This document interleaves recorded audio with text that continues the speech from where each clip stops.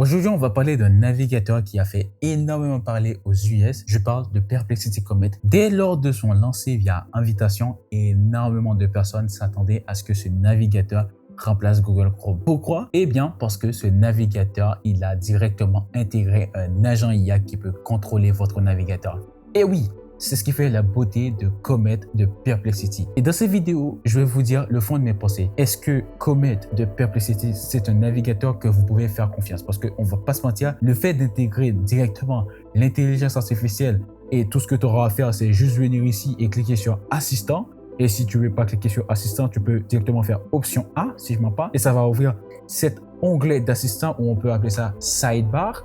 Et directement, vous pouvez dire à l'agent ouvre les 10 dernières pages que j'ai ouvertes ou que j'avais ouvertes. Et directement, je lui envoie ça. Ce qui va se passer, c'est que, eh bien, il va directement ouvrir les 10 dernières pages que j'avais ouvertes. Ce qui est insane quand même. Le fait que cet assistant, il a accès à directement ton browser, c'est-à-dire il a accès directement à la navigation lui-même, il peut directement screenshotter, il peut aller dans des pages, il peut écrire pour toi, il peut cliquer, il peut faire tout ce que vous pouvez faire. Pour moi, ça fait déjà très peur. Et oui, à un moment donné, je savais que ça allait arriver. Mais le truc, c'est que ils ont fait ça à un niveau qui était extrêmement rapide que je m'y attendais pas du tout. Eh bien, lorsque j'ai entendu parler de ce navigateur, alors que Google a pris énormément de temps avant même d'annoncer qu'ils allaient intégrer Gemini directement dans Google Chrome et Google Chrome sera plus la même dans les versions suivantes, eh bien, je me suis dit, dans ce cas, autant créer mon assistant moi-même. Parce qu'on va pas se mentir,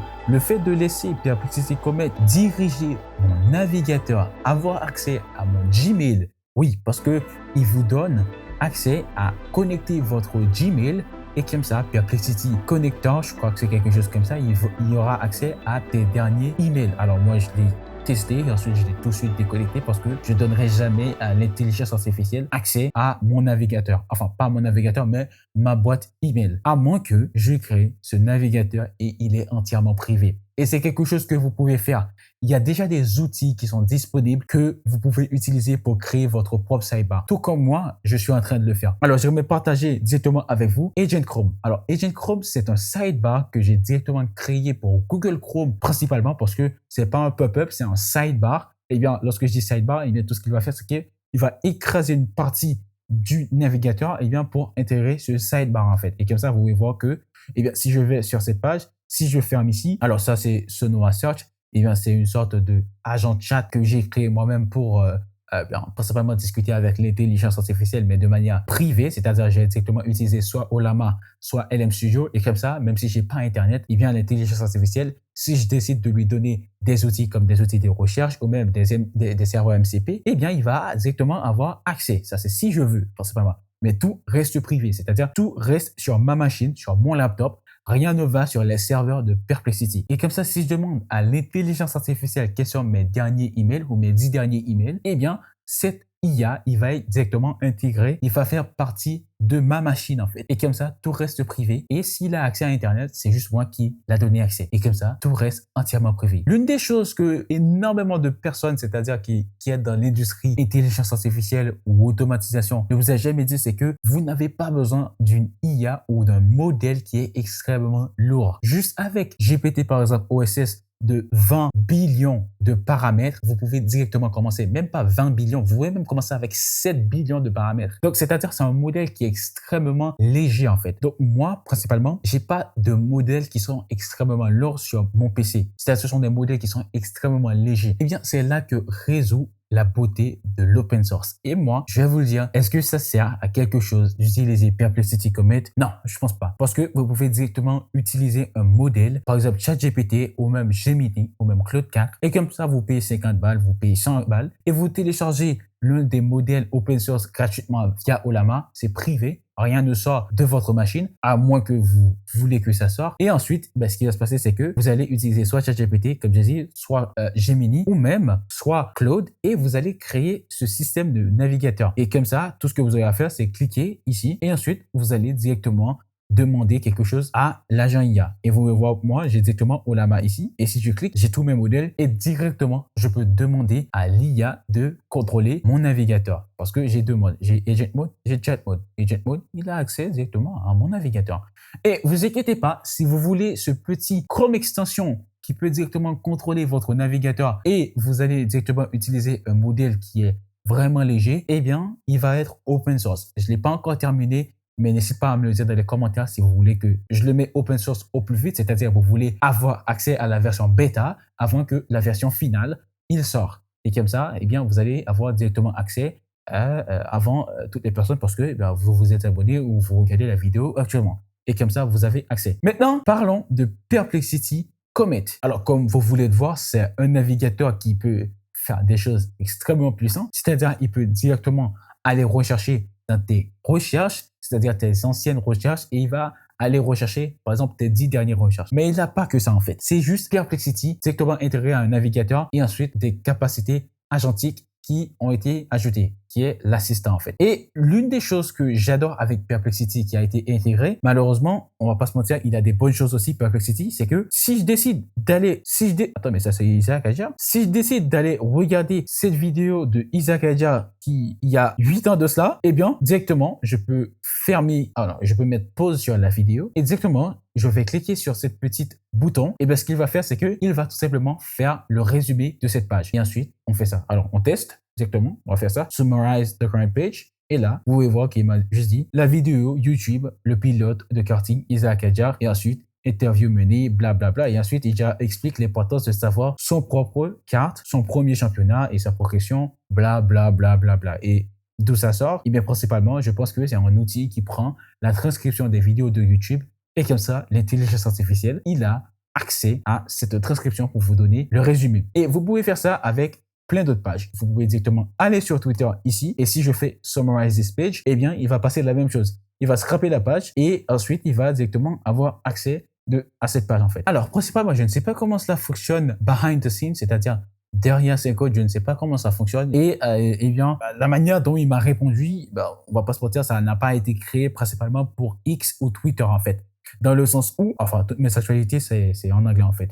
Donc, si vous voulez directement, voilà, me follow, allez-y, n'hésite pas. Et directement, c'est ce qui est beau avec Perplexity Comet, c'est-à-dire il peut directement vous donner ça. En troisième position, l'une des choses que je ne vous ai pas encore montré en parlant de Perplexity Comet, eh bien, si je clique sur ce petit bouton, eh bien, ce qui va se passer, c'est que cet agent IA, ce qu'on peut lui dire, c'est que va sur x.com, prends le premier tweet que tu vois et fais une recherche à propos, alors ça c'est pas recherche, à propos et écris un tweet sur le sujet en anglais sur mon compte Twitter. Alors on va lui dire directement mon compte Twitter et là directement si je fais ça, oh j'ai complètement oublié de préciser, on va lui dire ça, prends le contrôle de mon navigateur, c'est extrêmement important, alors je ne sais pas mais on va lui dire ça, en tout cas je sais qu'il a le contrôle de mon navigateur et tout ce que j'aurai à faire, eh bien je clique ici et ensuite mes deux mentions comme ça et bien ce qui va se passer c'est que là il est allé sur X et ensuite voilà, I'll take control of your browser et là il est directement allé sur X. Alors vous pouvez voir que là c'est dans un sandbox qui est directement ici, mais vous pouvez directement aller ici, c'est-à-dire dans, alors il est où Perplexity? Je vois qu'il est là comme ça, il est où Perplexity? Ah non, il est là. Donc, vous pouvez voir que là, il a directement accès à mon navigateur. Et là, il fait tout ce qu'il a à faire directement ici. Et là, si je viens ici, vous pouvez voir que j'ai la même chose en fait. Et là, on a Perplexity qui est arrivé ici. Et l'une des choses que je n'ai même pas parlé, c'est qu'on peut même mettre Comet Assistant sur pause en fait. Ce qui est quelque chose d'énorme. T'imagines, tu mets pause. Alors, directement, alors là, il a tapé quoi de neuf? Il a cliqué pour directement taper le tweet. Et là, je ne sais pas ce qu'il va faire. Alors, j'imagine qu'il va faire quoi? I'm now on the compose post page. I can see the text area for posting. Let me now confirm the tweet. Ah, là, il m'a directement... J'adore cette fonctionnalité, en fait. Là, ce qu'ils ont fait, c'est que il a écrit le tweet avant même que l'IA il poste la chose, eh bien il décide de vous demander la permission en fait. Donc soit vous continuez, soit vous skippez en fait. C'est à vous de savoir. Donc si vous continuez directement, l'IA il va bien taper tout ça en fait. Eh bien, de ce que j'ai compris, c'est que il est allé sur Twitter et ensuite, c'est toujours en anglais. Et là, je vois qu'une seule source. J'imagine que c'est tout simplement Twitter ou X, si vous voulez. Et là, c'est le tweet qui m'a directement écrit en fait. Donc, why Combinator remain the goal, blablabla. Donc, si je clique continue ou skip, j'imagine que continuer, il va tout simplement continuer et directement ajouter ça ici. Mais si je fais skip, ce qui va se passer, c'est que, eh bien, voilà, task failed, user decline, proceed with the tweet. Donc, c'est-à-dire, lorsque je fais skip, ah, d'accord. Donc, si je fais skip, il arrête. J'ai pas pu poster car l'action a été refusée. Voici un résumé.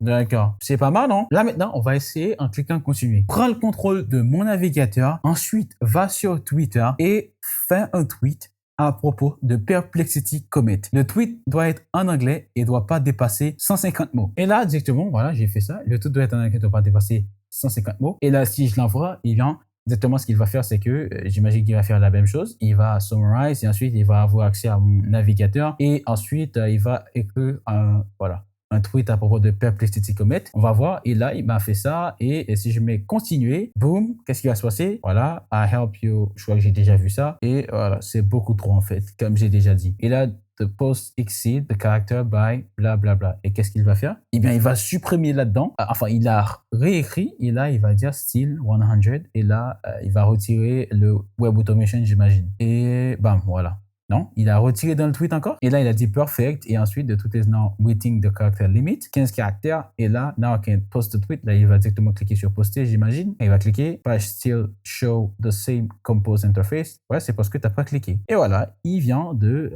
principalement envoyer. Voilà, task finish, task succeed. Et là, il va directement regarder. Et là, il m'a dit le tweet sur Perplexity Comet a bien été publié sur ton compte Twitter. Et là, résumé du tweet, max 150 mots en anglais. Et là, c'est ce qu'il a écrit en fait. Et si je vais directement sur mon Twitter et que je vais directement sur mon profil, eh bien, vous allez voir que ça a été, voilà. En dernier, on va essayer d'utiliser N8N avec Perplexity Comet. Je voulais faire ça, je voulais réserver ça à la fin et on va voir comment Perplexity Comet, il va directement contrôler N8N en fait. Voilà, on va fermer cette page comme ça et on va voir comment il va se débrouiller pour créer un workflow. Allez, prends le contrôle de mon navigateur et créer un agent IA qui a accès à des outils de Google Sheet et de Google Documents. Cet agent IA doit utiliser Google Gemini et il doit avoir une memory. Tu utilises N8N. Voilà, c'est vraiment simple comme prompt, on va dire. Et là, on va voir ce que Perplexity Comet, il est capable de faire parce que j'ai pas pensé. Et là, il est directement ici. Et voilà, il a dit créer un workflow. Ça, je crois que ça, c'est mon prompt. Il a cliqué. Waouh, c'est insane. Et là, il est allé on chat message. Et il sait directement qu'il doit cliquer on chat message. C'est insane. Non, là, t'as mis un webhook là. Je ne vois pas de nœud on chat message disponible directement. Je vais directement utiliser un webhook. Et là, il est sérieux là? Attends, il a juste fait ça les gars? C'est pas possible. Bon, j'imagine que si Perplexity Comet, il n'arrive même pas à cliquer ici pour avoir accès, eh bien on est dans une belle merde en tout cas. Alors j'imagine qu'il m'a juste fait ça et c'est vraiment beau, c'est vraiment un bon début pour l'intelligence artificielle. C'est quand même fou qu'ils ne savent pas qu'il doit ajouter son curseur ici. Et c'est tout à fait normal, je dirais, dans le sens où, parce que c'est un canevas et que ce canevas, il est infini. Tu vois ce que je veux dire? Donc, c'est un canevas infini. Je peux directement cliquer là. Voilà, je l'ai perdu. Alors, je l'ai perdu et je dois cliquer ici pour le retrouver. Donc, ce canevas-là, il est directement infini, les amis. Et comme c'est un canevas qui est directement infini, eh bien, il peut se perdre très facilement, en fait. Tu vois ce que je veux dire? Et donc, s'il n'arrive pas à trouver le plus, je dirais pas que c'est sa faute. Bon, voilà, les amis. C'était tout pour cette vidéo. Moi, si j'ai quelque chose à vous dire, si vous voulez utiliser Perplexity Comet, à vous de voir, mais je vous ne conseillerais jamais d'utiliser Perplexity Comet avec vos données personnelles. Si ça concerne l'intelligence artificielle, vos projets, c'est-à-dire quand on dit projet, ça m'étonnerait que vous ne l'utilisez pas dans vos projets vu que vous en aurez besoin parce qu'il peut vous aider à aller beaucoup plus rapide dans votre productivité, oui bien sûr, mais si ça concerne des choses qui sont personnelles, ou non, jamais de la vie, je donnerai à Perplexity Comet l'accès à mes trucs. C'est pour ça, moi, je le garderai parce que le design, il est vraiment cool, on va pas se mentir, mais je ne mettrai jamais des choses qui sont personnelles ou lui donner accès à Gmail, par exemple. J'ai accès gratuit, by the way. Si vous voulez des invitations, j'en ai. Si vous n'en avez pas, mais je pense que presque tout le monde en a accès actuellement. Bon, j'imagine que les gens qui sont aux US, ils ont accès. Je ne sais pas pour les gens qui sont en Europe. Mais si vous voulez avoir accès à Perplexity, n'hésitez pas à me le dire. Comme ça, je vais vous envoyer une invitation. Dites-moi ça dans les commentaires de cette vidéo. Sinon, allez sur mon Instagram. Oui, je vais garder mes invitations et vous allez vous abonner sur ma page Instagram. Non, je rigole. Dites-moi ça dans les commentaires de cette vidéo et comme ça, je vous balance les invitations en fait. Mais c'est pas pour moi, Perplexity en tout cas. Moi, je préfère ce que j'ai créé en tout cas. En tout cas, c'était tout pour cette vidéo. Moi, je me casse. J'ai du boulot. N'hésitez pas à vous abonner.